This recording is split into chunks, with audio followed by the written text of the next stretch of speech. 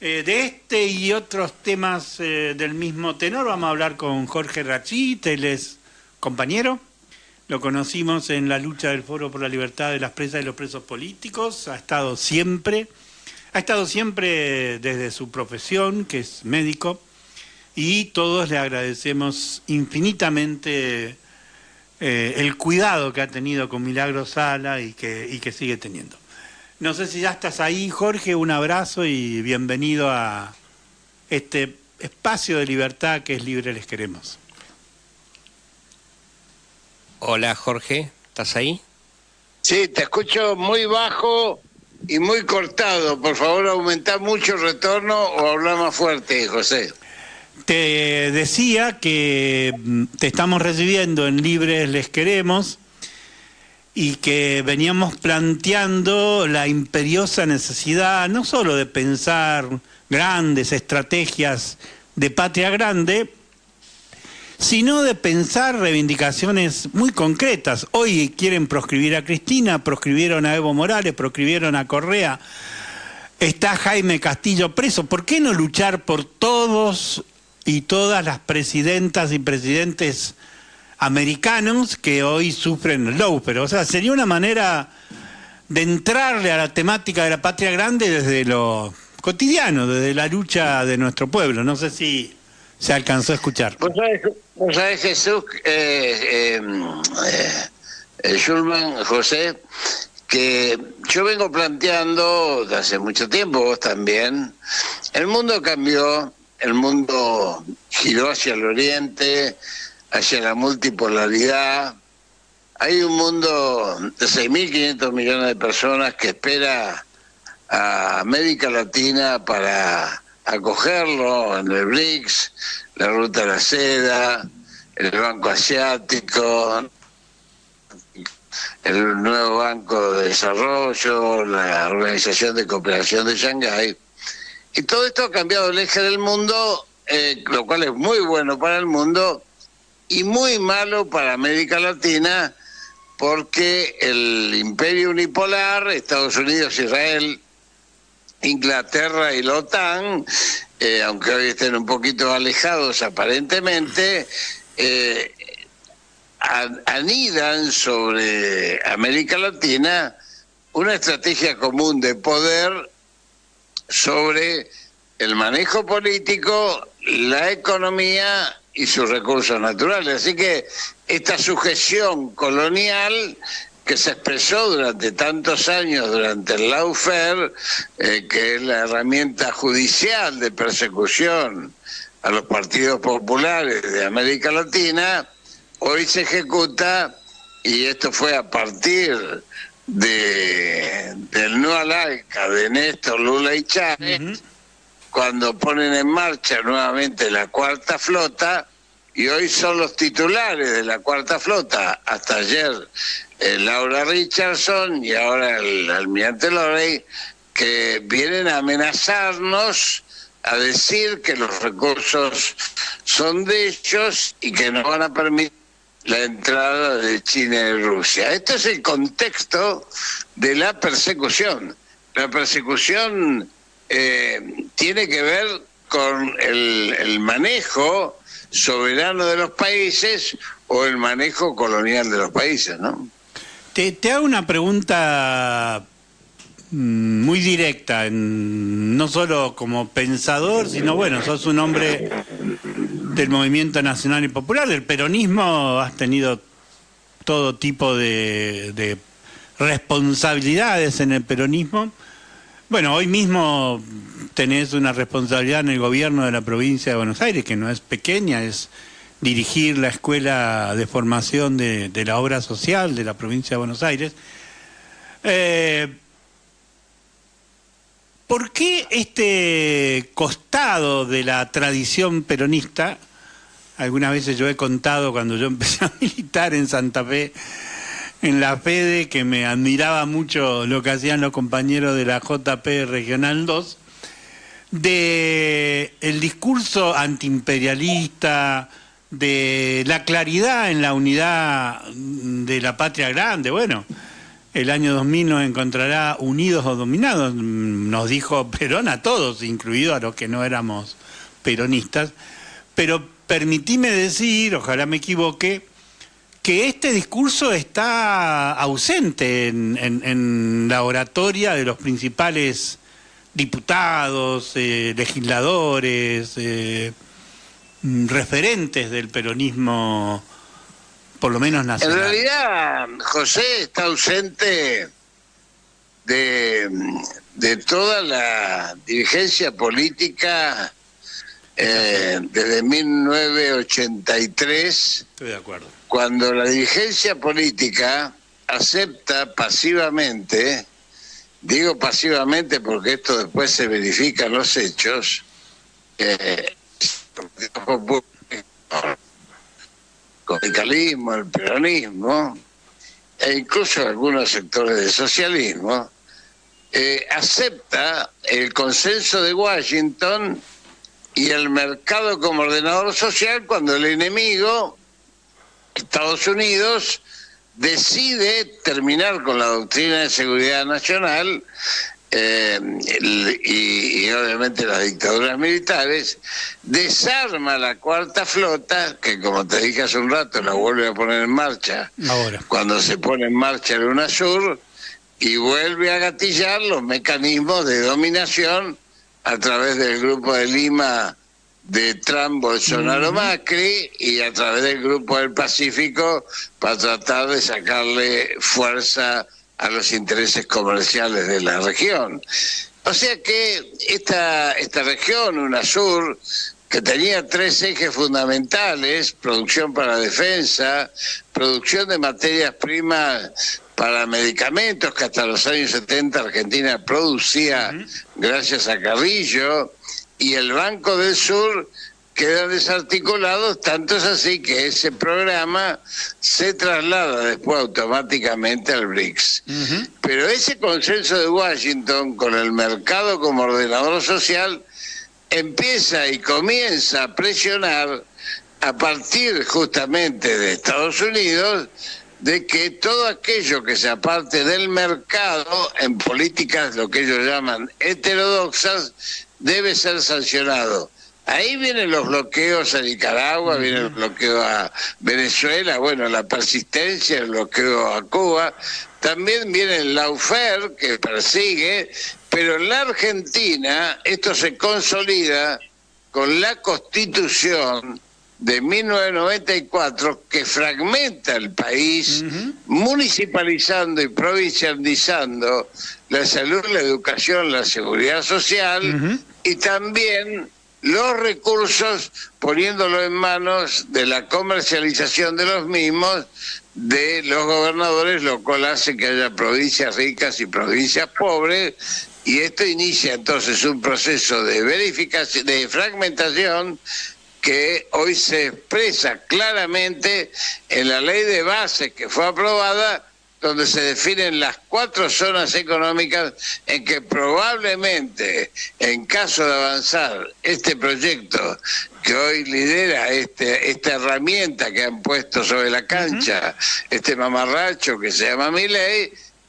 pueda llegar incluso a una fragmentación de la Argentina tal cual la conocemos hoy, hacia una nueva balcanización. Las 4 zonas están perfectamente explicitadas, tienen que ver con miradas diferentes. La zona de la Patagonia Austral, por una mirada de recursos, pero fundamentalmente geoestratégica; una mirada de la Nor-Patagonia, fundamentalmente de recursos, como la mirada del litio y del norte; y una mirada que tiene que ver con el control del río Paraná, las exportaciones argentinas, los puertos privados, mesopotámica, santafesina, mendocina y cordobesa. Estas 4 zonas están explicitadas. Así que la dirigencia que conoce esto, como conoce también la revolución de los colores, que está escrita hace más de 15 años por Andrei Kovikko en el libro Las guerras híbridas, la verdad es que hoy es muy pálido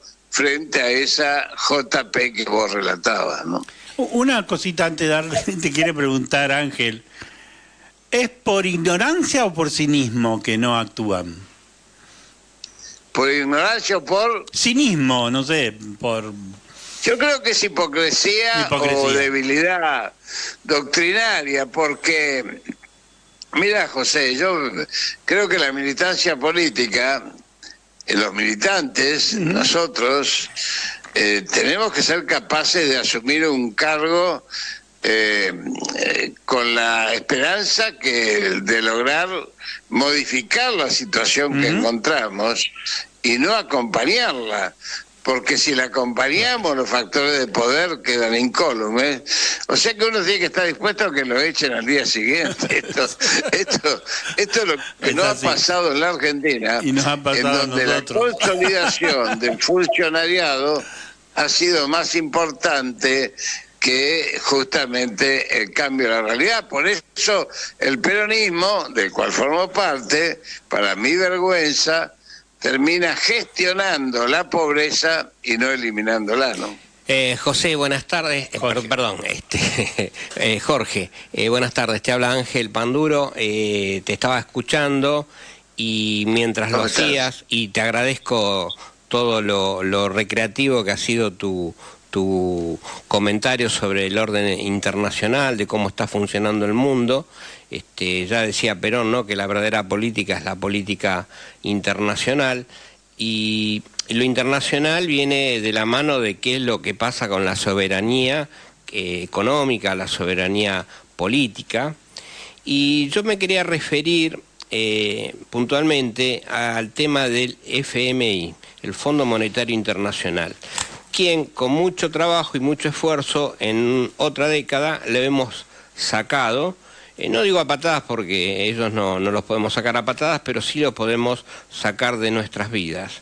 Y hoy está nuevamente entre nosotros y pareciera que nuestra dirigencia, que los economistas en general cuando hablan de endeudarnos, hablan de intereses, formas de pago, estamos pagando tal cosa, y la gente poco generalmente entiende, o poco entendemos de qué nos están hablando. Lo que entendemos es de la canasta diaria y de lo que van costando las cosas, y algunos derechos que vamos perdiendo, porque hoy día un jubilado tiene que salir y pagarse su remedio, porque hoy día tiene que pagar un coseguro que antes no pagaba, una serie infinita de cosas que esta cuestión con el Fondo Monetario Internacional, este nuevo endeudamiento, este constante endeudamiento, pareciera que no tenemos un país, que no existe una producción, o que no va a existir una producción, que lo único que nos plantean es continuar endeudándonos, no sé hasta dónde, hasta que nos digan, bueno, córranse y este país es nuestro y nosotros somos sus obreros. ¿Entendés la idea a dónde te trato de instalar? Sí, claro, ¿Podrías Ángel desarrollar, Jorge? Y te agradezco. Sí, claro, Ángel. Gracias, porque me vas a permitir dos reflexiones. La primera de ellas es que cuando se crearon los acuerdos de Bretton Woods en 1951 del Fondo Monetario Internacional, Perón los rechazó diciendo que era una herramienta del capitalismo que venía a tratar de subordinar a los países en desarrollo. Tuvo que venir la revolución del 55 para que Presbich en el 56 reincorporase o incorporase por primera vez la Argentina al Fondo Monetario Internacional. Después pasaron décadas de dictadura, proscripciones, recuperamos la democracia en el marco del consenso de Washington, y los 12 años de Néstor y Cristina, que fueron maravillosos en ampliación de derechos, no pudieron ser maravillosos en modificar el marco estructural de la dependencia en la Argentina, más allá de que le pagamos al fondo, al Club de París, y nos sacamos de encima por lo menos el tutelaje del fondo. Pero la segunda reflexión es que hoy hay vigente todavía una ley de entidades financieras que es de la dictadura militar, lo cual implica que el enemigo te permite operar en los estrechos márgenes de una democracia limitada, pero no te permite, o te confronta, o te amenaza, o te extorsiona frente a la posibilidad de modificar estructuralmente el marco de dependencia. Por eso yo planteo en el peronismo o en el Movimiento Nacional o en la voz que sea necesaria, pero desde ese punto de vista de que planteó el Perón filosófico del 51, que hoy tenemos que anunciarle al pueblo argentino que cuando seamos gobierno, el Movimiento Nacional y Popular va a desconocer la deuda externa argentina por ilegal, ilegítima y espuria, ¿no? Aporto un dato que aprendí en mis años de militar en la Liga Argentina por los Derechos Humanos, sobre todo de grandes abogados como Eduardo Barcesá, Carlos Zamorano. El origen de la continuidad jurídica arranca en 1930 porque la Corte Suprema se enfrenta a un problema realmente paradójico para ellos. Habían construido su poder sobre la base del ideario liberal, del liberalismo, del respeto a las leyes, etcétera, y estaban ante un gobierno que se había instalado por medio de la fuerza, un golpe de Estado que es el que se hace el 6 de septiembre de 1930, ¿no? Y ahí ocurrió algo trágico.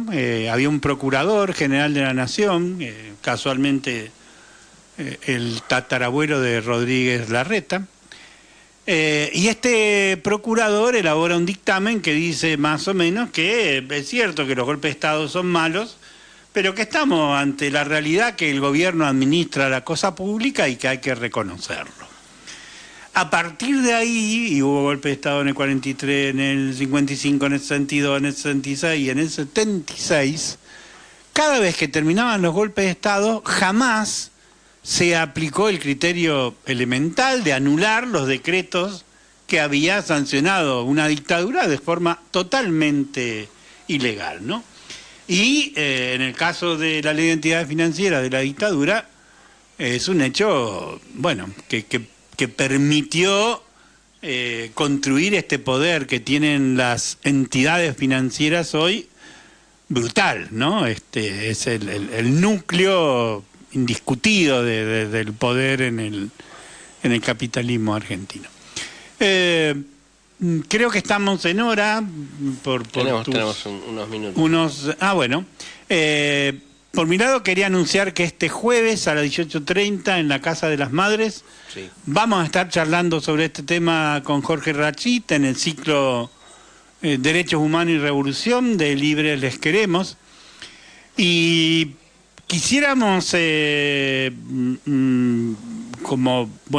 terminando esta primera conversación con una pregunta muy concreta, ¿no?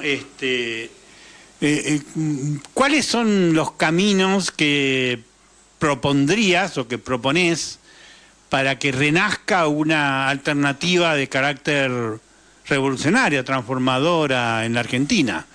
Hay muchos, entre los que me incluyo, que dicen, bueno, no alcanza con lo electoral, tampoco alcanza solo con las cátedras públicas, se necesita algo distinto.